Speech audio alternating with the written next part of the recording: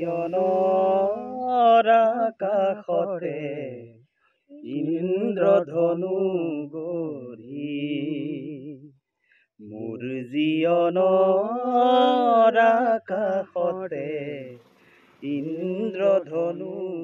আজি ৰাভা দিৱস ৰাজ্যজুৰি উদযাপন কৰা হৈছে মহান শিল্পীগৰাকীৰ আজিৰ এই মৃত্যু দিৱসটি।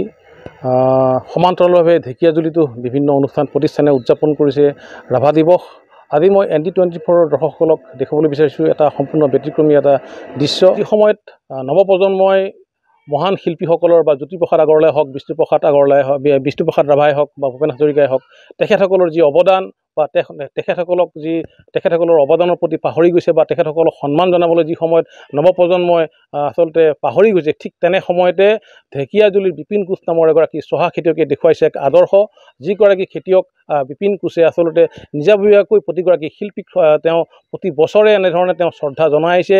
আৰু মই বৰ্তমান উপস্থিত আছোঁ ঢেকীয়াজুলিৰ বৰজাৰ গাঁৱত। আৰু শিল্পী দিৱসেই হওক বা ৰাভা দিৱস বা ভূপেন হাজৰিকাৰ জন্ম জয়ন্তী হওক বা মৃত্যু দিৱস, তেওঁ প্ৰতি বছৰে প্ৰতিগৰাকী শিল্পীক তেওঁ এনেধৰণে সন্মান জনাই তেওঁ নিজৰ ঘৰতে নিজাববীয়াকৈ তেওঁ ৰাভা দিৱস, শিল্পী দিৱস এনেধৰণে উদযাপন কৰি আহিছে। আজিও ঠিক তেনেধৰণে তেওঁ কলাগুৰু বিষ্ণুপ্ৰসাদ ৰাভাৰ আজি যি মৃত্যু দিৱস ৰাভা দিৱস হিচাপে উদযাপন কৰা হয়, সেই ৰাভা দিৱসটো তেওঁ নিজ ঘৰতে নিজাববীয়াকৈ তেওঁ উদযাপন কৰিছে। মই দেখুৱাইছোঁ আচলতে এনেধৰণে এইগৰাকী যি চহা খেতিয়ক বিপিন কোচ।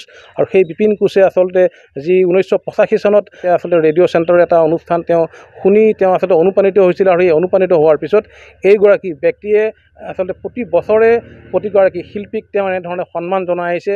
গণতন্ত্ৰ দিৱস তেওঁ উদযাপন কৰে, যি স্বাধীনতা দিৱস তেওঁ ঘৰতেই নিজাববীয়াকৈ উদযাপন কৰি আহিছে। আজিও ঠিক তেনেধৰণে তেওঁ ৰাভা দিৱসটি এনেধৰণে ঘৰত উদযাপন কৰি আহিছে। মই দেখুৱাইছোঁ এইগৰাকী হৈছে বিপিন কোচ। আজি এনেধৰণে তেওঁ পুৱাৰ ভাগতে যি বিষ্ণু ৰাভাৰ তেওঁ মাল্যাৰ্পণ কৰিছে, বন্তি প্ৰজ্বলন কৰি এইগৰাকী মহান শিল্পীক তেওঁ সন্মান জনাইছে। মই পোনে পোনে মই তেওঁৰ ওচৰলৈ যাবলৈ বিচাৰিম। নমস্কাৰ, মোৰ নাম বিপিন কোচ।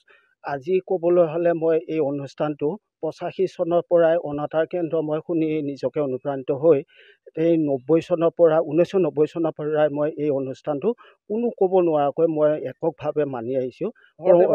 হয়, ঘৰতে পাতোঁ। আৰু এনেকৈ ক্ৰমান্বয়ে ৰাইজে গম পাইছে। আজি ঠিক তেনেকৈ আজি এইটো তাৰিখত ইমানখিনি চনলৈকে পাইছোঁহি। গতিকে তেওঁলোকৰ কথা ক'বলৈ হ'লে বহুত বিশাল। গতিকে মই থুলমূলকৈ ক'বলৈ বিচাৰিছোঁ। তেওঁলোক আমাৰ অসমীয়া যি অৱদান, অসমৰ সম্পদ হয়।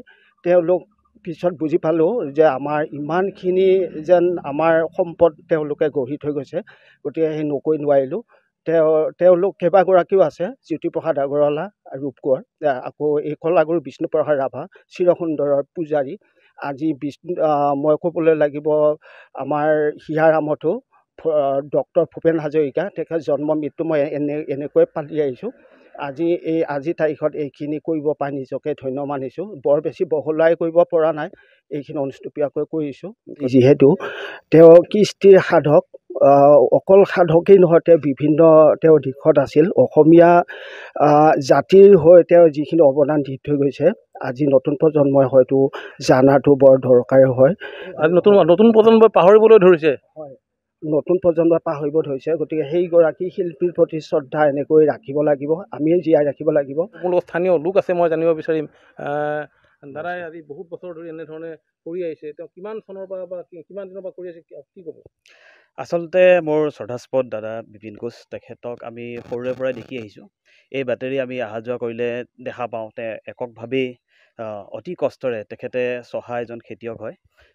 তেখেতে আৰ্থিকভাৱে দুৰ্বল হ'লেও তেখেতে নিজৰ সাঁচতীয়া যি ধন আছে, সেই ধনৰে কিবা এটা অংশ তেখেতে ব্যৱহাৰ কৰি পেলাই আমাৰ মহান মনীষীসকলৰ যিবিলাক মৃত্যু তিথিয়েই হওক বা জন্ম জয়ন্তীয়ে হওক, তেখেতে স্বাধীনতা দিৱসেই হওক বা গণৰাজ্য দিৱসেই হওক, তেখেতে এককভাৱে একক প্ৰচেষ্টাৰে তেখেতে আজিলৈকে তেখেতে নিজাববীয়াকৈ কৰি আহিছে। গতিকে তেখেতৰ এটা সাংস্কৃতিক মন আছে। হয়, বিপিন কোচ মোৰ প্ৰতিবেশী হয়, কিন্তু মই যেতিয়াৰ পৰা দেখিছোঁ তেওঁৰ দেউতাক যেতিয়া আছিলে, তেওঁৰ দেউতাক থাকোঁতে এটা ৰেডিঅ' আছিলে। সেই ৰেডিঅ'ৰ মাধ্যমেৰে বহুতখিনি কথা বিপিন কোচে শিকিলে বা শুনি তেওঁ অনুপ্ৰাণিত হ'ল। সেই ৰেডিঅ'ৰ যোগেদিয়ে আজি বিপিন কোচ ডাঙৰীয়া আজি এই পৰ্যন্ত এইখিনি পাইছেহি। মোৰ জীৱনৰ আকাশতে ইন্দ্ৰধনু গঢ়ি, মোৰ জীৱনৰ আকাশতে ইন্দ্ৰধনু গঢ়ি। এই বিপিন কোচৰ এই আদৰ্শত আচলতে আজি সচেতন মহলে তেওঁক ধন্যবাদ জনোৱাৰ লগতে অনাগত দিনত এইগৰাকী বিপিন কোচৰ দীৰ্ঘায়ু সুস্বাস্থ্য কামনা কৰিছে স্থানীয় লোকসকলে।